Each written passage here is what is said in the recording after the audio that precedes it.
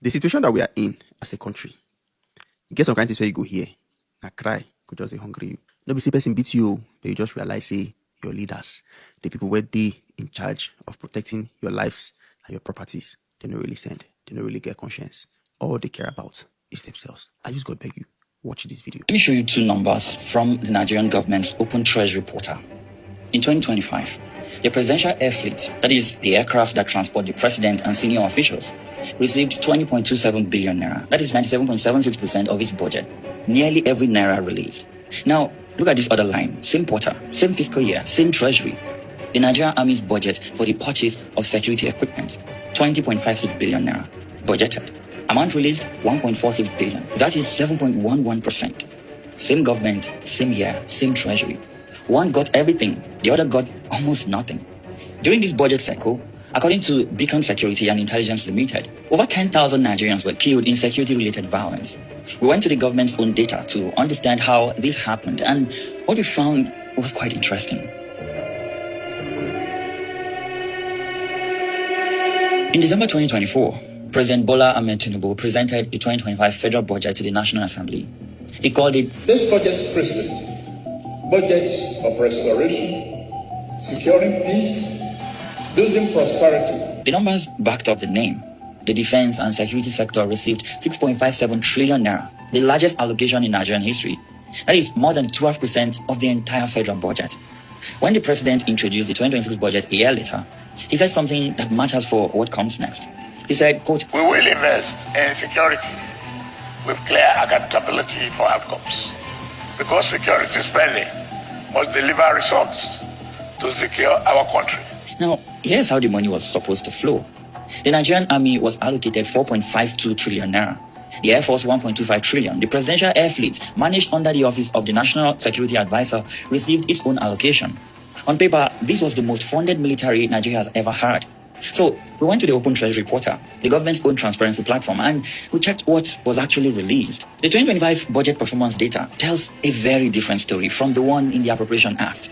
Army security equipment budgeted 20.56 billion, released 1.46 billion, just over 7%. Defense equipment, that is the weapons, vehicles, and hardware the Army needs to fight, 336.76 billion budgeted, released 16.71 billion, under 5%. Now, Air Force aircraft maintenance, the budget for keeping the military's aircraft operational, 34.71 billion budgeted, 4.85 billion released, that is about 14%. But it gets worse. There are budget lines that received 0 naira, not reduced funding, 0. Construction of military barracks, 206.97 billion budgeted, 0 released. Transport fuel for the Army, 0. Aircraft fuel for the Air Force, that is the jets that are supposed to be providing air support in Borno, 0. Although a broader fuel aggregate shows some partial release. Then we have welfare packages for soldiers. I hope this doesn't get me in trouble. They got 0. Recruitment, 0. So the Army can't buy equipment. The Air Force can't fuel its aircraft. Nobody is building barracks. Nobody is being recruited. And nobody is even getting welfare packages. But then we checked another line on the same portal. The Presidential Air Fleet, 20.74 billion naira budgeted, 20.27 billion released. That is 97.76%. The same treasury that released 7% for the Army security equipment released 97% for the aircraft that fly the president. The same system that gave the Air Force 0 naira for aircraft fuel found a way to fully fund the fleet used for official transport. Now, when these numbers became public, the President's Special Advisor on Economic Affairs, Tope Fasua, pushed back. He said the comparison is unfair. His arguments, the Presidential Air Fleet falls under recurrent expenditure, maintenance, fuel, operational costs. Those get released monthly. Military equipment, meanwhile, is a capital expenditure. Procurement, construction, capital releases, they follow different timelines and depend on cash availability. And honestly, that is a quite reasonable argument. Recurrent and capital expenditure do follow different rules in Nigeria's public finance system. If this explanation holds, it would account for the gap. So, we tested it.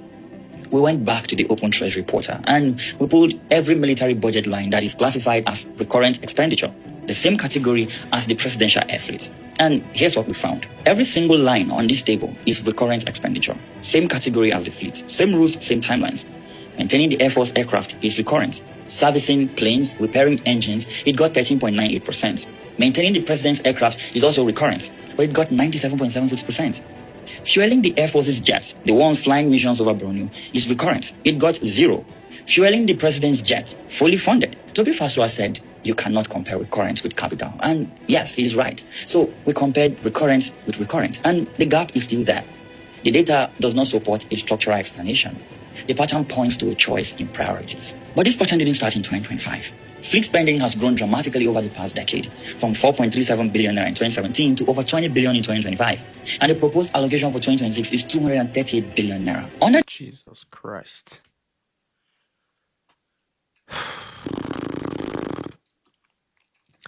See, take a look at anybody, any country, any company. How they spend their money tells you where their priorities lie. Ask the common Nigerian, what is the biggest challenge that the country is facing? And they are going to tell you that is the issue of insecurity. But look at what our leaders are spending money on. They spend more money on maintaining the aircraft of the president than they spend on our military. So the ongoing insecurity challenges, who exactly are we to blame? The bandits, the kidnappers, or the people who it is in their power to provide the resources that is needed to fight the insecurity in our country? And 2027 is going to be here in a matter of months. And these same people are still trying to hang on to power by fire, by force. The spending on the presidential air fleet from 2017, they used to spend less than 5 billion naira. But the budget for 2026 is 238 billion. In 2025, the budget was 20 billion, for which they got approximately 98% of the budgeted amount. But the military got about 7% of the amount that is meant to be disbursed to them to fight and protect our country. How a country spends its money tells you where their priorities lie. And clearly, protecting the lives of the Nigerian public, the lives of the Nigerian citizens, is not in the list of priorities of this current administration.